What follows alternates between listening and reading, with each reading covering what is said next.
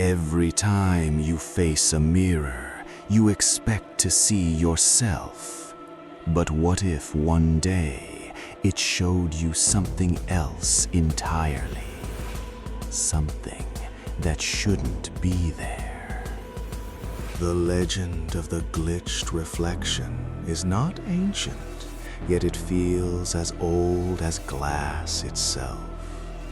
They say mirrors are not mere surfaces, not just glass and silver. Ancient cultures believed them to be thin veils, capable of trapping echoes or even fragments of the soul. But this story suggests something far more sinister, that the reflection itself can glitch, that the veil can waver, not just showing you another world, but showing you something observing your own. It began as these things often do, subtly. Maya had just moved into an old house, a place with history. The large, ornate mirror in her bedroom seemed to hum with a quiet energy, something she dismissed as the natural creak of old wood. But one evening, while brushing her hair, she caught an anomaly. For a fraction of a second, her reflection didn't quite mirror her own movements. Her hand seemed to lag, a millisecond behind, an imperceptible stutter in the flow of reality. She blinked, shook her head, and it was gone. Just tired, she told herself. The occurrences grew bolder. A week later, as she gazed at herself preparing for bed, she watched her reflected smile falter. Her own lips were curved, but in the mirror, her reflection's smile twisted into something thin, almost pained, before snapping back into perfect mimicry. A cold dread began to coil in her stomach.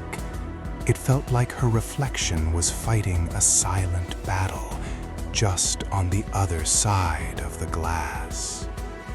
The true horror arrived one moonless night. Maya had been startled awake by an inexplicable chill. Drawn by an unseen force, she found herself standing before the mirror. The room was dark, save for the faint glow of the streetlights outside, casting long, dancing shadows. She looked at herself, her face pale, eyes wide with apprehension. Then it happened. Her reflection's eyes, perfectly mirroring her own, suddenly darted to the side.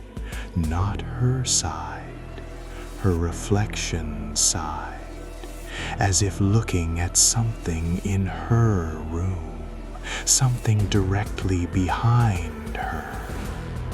And the expression that washed over her reflection's face was one of pure, unadulterated terror. A silent, visceral scream contorted its features, eyes wide with a horrifying understanding. Its mouth opened, but no sound escaped. It was staring not at her, but past her, at an unseen horror. Maya spun around, heart hammering against her ribs. The room was empty, just shadows, nothing. Trembling, she turned back to the mirror.